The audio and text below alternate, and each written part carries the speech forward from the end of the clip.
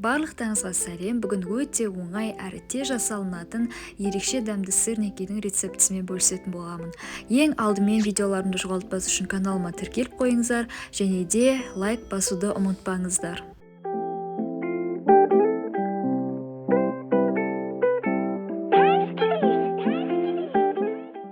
500 грамм творогымызды алып вилкамен езіп шығамыз.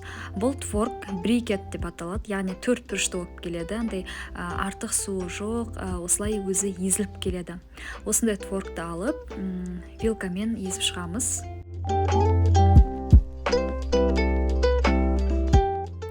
Творогымызды езіп болғаннан кейін бір жұмыртқа және кішкене тұз саламыз. Одан кейін творогымызға 1 ас қасық қант, 3 ас қасық толтырмай манной крупамызды саламыз, 2 ас қасық крахмалды салып, жақсылап араластырамыз.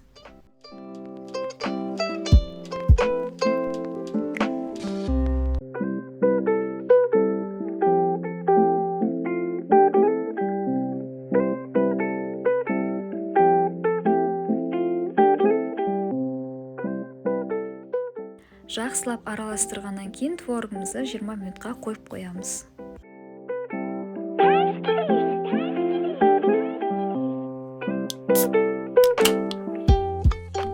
Қолымызды кішкене сулап, керекті формада творогымызды алып, қолымызбен домалақтаймыз.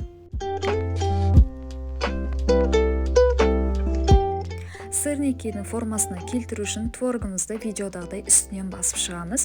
Ол үшін мен лопатканы қолдандым, себебі лопаткаға жабыспайды және керекті формаға келтіру өте ыңғайлы.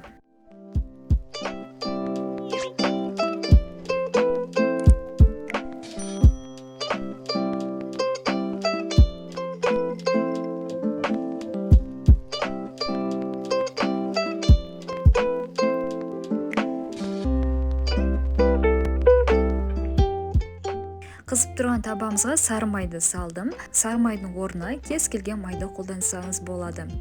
Одан кейін сырникиді салып, бір жағы қызарғанша пісіріп алдым да, одан кейін екінші жағына айналдырып, екінші жағы қызарғанша пісіріп аламын.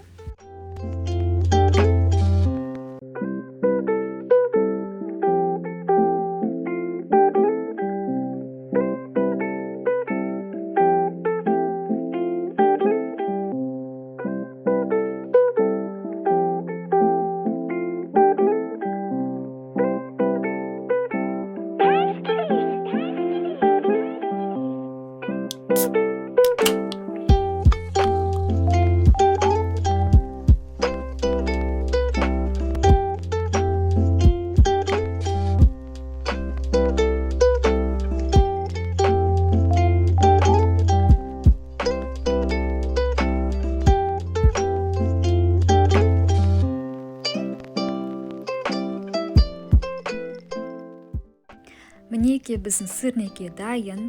Бұл рецептпен 14 сырники шығады.